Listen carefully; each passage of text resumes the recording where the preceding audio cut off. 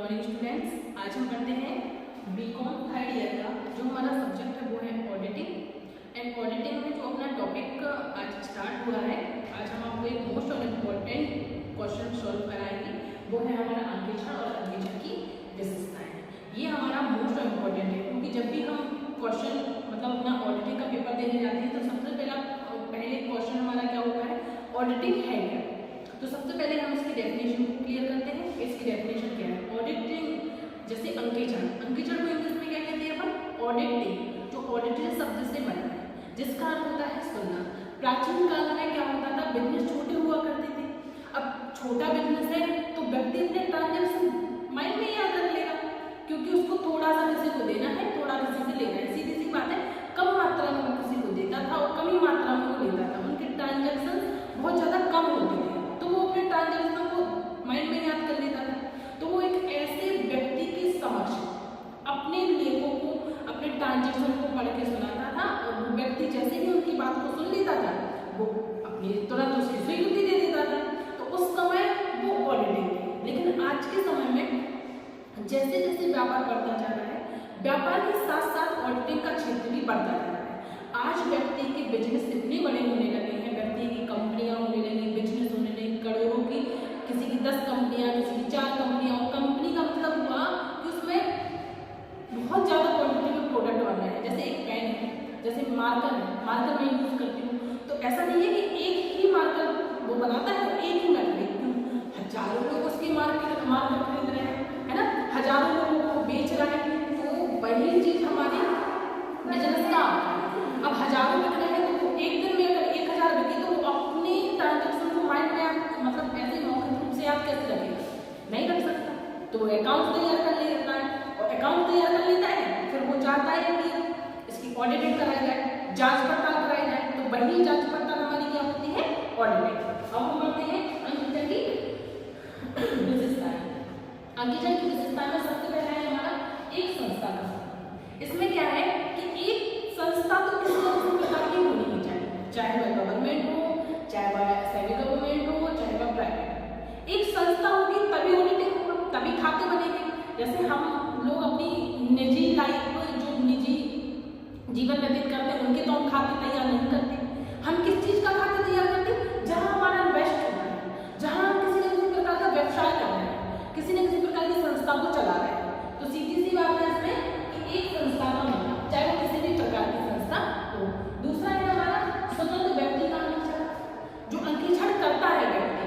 जैसे मैंने किसी थर्ड पर्सन को अंकेक्षण के लिए नियुक्त किया, ऑडिटिंग के वर्क के लिए नियुक्त किया, तो वो स्वतंत्र होना चाहिए। ऐसा नहीं है कि वो आपके दबाव में आके काम कर रहा है, नहीं आपको तो प्रॉफिट ही दिखाना है या नहीं आपको तो लॉस ही दिखाना है, नहीं सॉरी। अंकेक्षण का व्यक्ति बिल्कुल स्वतंत्र होता है। अगर आपकी कंपनी में प्रॉफिट हुआ तो वो प्रॉफिट दिखाएगा और अगर लॉस हुआ तो वो लॉस दिखाएगा। उसको आपकी कंपनी से कोई लेना देना नहीं है। उसको किस चीज से लेना देना है, जो आपकी कंडीशन है, जिस कंडीशन में आपकी संस्था है, केवल वो उस कंडीशन को दिखाएगा। नेक्स्ट है हमारा पुस्तक की शुद्धता व सत्यता की जांच। जो पुस्तक होती है, पुस्तक यानी यहाँ पुस्तक का मतलब कहाँ से लिया गया है, यहाँ पुस्तक का मतलब लिया गया है अकाउंट से। सीधी सी बात है कि जहाँ अकाउंट जो तैयार करती है एक संस्था का और तैयार कराता है तो वो अपनी संस्था की सभी प्रकार की जानकारियां चाहता है कि इसमें क्या शर्त है, कितनी प्रॉफिट हुआ, कितना लॉस हुआ, कितना ट्रांजेक्शन हुआ, कितना हमने दिया, कितना हमें आया। तो हर चीजों की सत्यता इसमें उसको स्पष्ट रूप से हो जाती है। फिर नेक्स्ट है हमारा प्रमाणकों का प्रयोग, समय समय पर प्रमाणकों का भी प्रयोग होता है ना।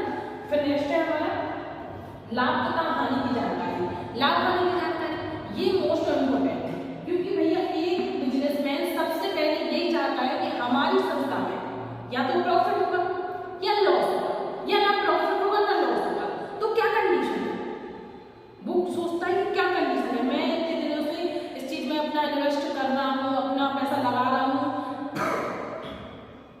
सॉरी, तो उसमें कितना आया, कितना वापस आया, कितना प्रॉफिट आया, कितना लॉस की कंडीशन आई, तो ये जानिए। फिर नेक्स्ट है हमारा सिद्धांतों का पालन। कुछ उसके प्रिंसिपल्स होते हैं, उनके सिद्धांत होते हैं, उनका भी उन्हें पालन करना होता है। फिर नेक्स्ट है निश्चित अवधि। एक निश्चित अवधि, जैसे मैंने कहा 1 साल के लिए 2022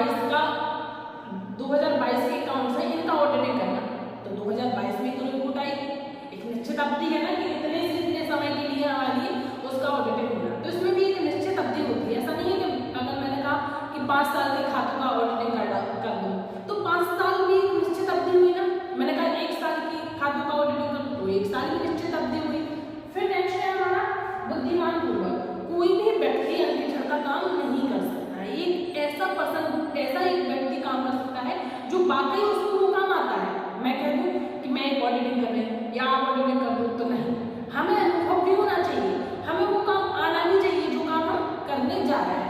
नेक्स्ट है हमारा प्रतिवेदन। प्रतिवेदन का मतलब हुआ रिपोर्ट। रिपोर्ट का सीधा सा मतलब है कि जब हम रिपोर्ट करेंगे, इतने सारे मेथड लगाएंगे, इतनी सारी मेहनत करेंगे, तो हम चाहेंगे कि हमें रिपोर्ट भी चाहिए, है ना। सिंपल सी बात है, हम बिल्कुल चाहेंगे कि अगर हमारी संस्था की खातों का, अकाउंट्स का ऑडिटिंग हम करा रहे हैं तो उसकी एक रिपोर्ट होनी चाहिए। उस रिपोर्ट को, वो रिपोर्ट किसके पास होनी चाहिए? एक तो ऑडिटिंग के पास, ऑडिटर के पास होती है, और दूसरी ऑनर को दी जाती है। अब हम आपको बताएं, एक बार और देख लेते हैं इसकी विशेषताओं को। एक संस्था का होना, किसी न किसी प्रकार की संस्था होती है। स्वतंत्र व्यक्ति का अंगीकार होना, ऐसा व्यक्ति जो पूर्ण रूप से स्वतंत्र हो, किसी भी बंधन में ना हो। पुस्तकों की शुद्धता व सत्यता की जांच होना, प्रमाणों का प्रयोग होना, लाभ तथा हानि की जानकारी होना, सिद्धांतों का पालन होना, निश्चित अवधि होना और बुद्धिमान पूर्ण प्रतिवेदन। प्रतिवेदन का मतलब है रिपोर्ट, है ना। अब साथ ही आप लोगों को बता दें कि जो डे बाय डे आपको topics by topics most topic कराए जा रहे हैं, तो आप लोग अपने नोट्स तैयार करते हैं, है ना, जिससे आपके एग्जाम में किसी प्रकार की कोई भी दिक्कत नहीं आए, है ना। अब आप लोग नोट कर लीजिए, फिर हम आपको